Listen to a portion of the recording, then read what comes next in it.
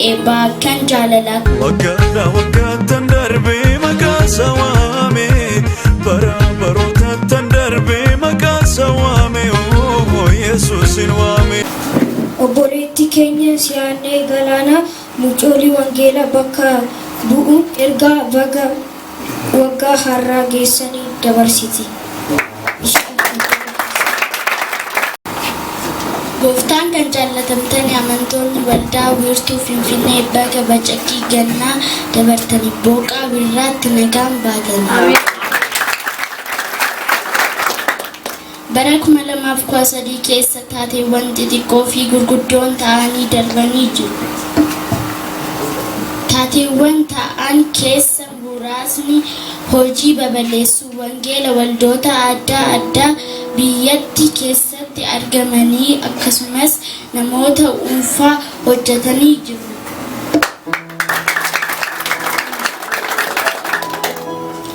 As irratti akka hanqitti kan mul'atu yeroo namoonni tokko wangeela da'uu gootanii yaada dhuunfaa isaan lallabanidha.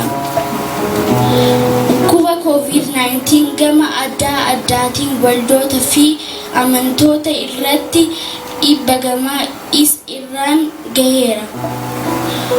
Dhukkuba kana galiin waldaa fi amantoota dhiibbaa jalaa galuu lubbuun darbuu akkaatiin walitti dhufeenya amantoota fi waldoota seera ittisa dhukkubicha bahee eeguuf laafuu fi hojii tasmas fi barsiisaa wangeela irratti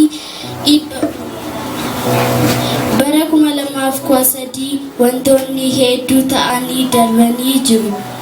Garuu nuyi warri dhiiga gooftaa keenya Yesuus Kiristoos bitamnee murtuutti diina jalaa baanee bara 2014 kan eegallee jira.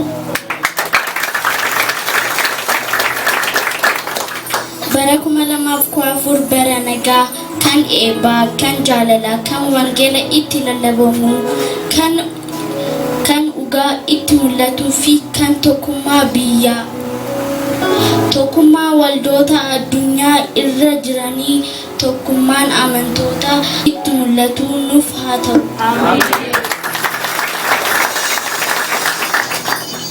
Ergaan keenya inni guddaan fi inni uumaa ayyaana waggaa yeroo dabarsitanii dhuunfaan qofaa keessan nyaachuu fi dhuguu hin dabarsinaa. Ijoollee fi haadha hin qabinaa. Namoota abdii kutanii yaadachuun jajjabeessaa. Wangeela gooftaa keenya abdii araaraan guutamee itti dhugaa baay'ee siin jaallanna. Nuti mucoolii wangeelaa waan nu dhaggeeffataniif eebbifamaa. Irra deebinee baga booqaa birraan geessanii. Urgaa abaaboo irraa hafa. Akkamitti eebbisuu?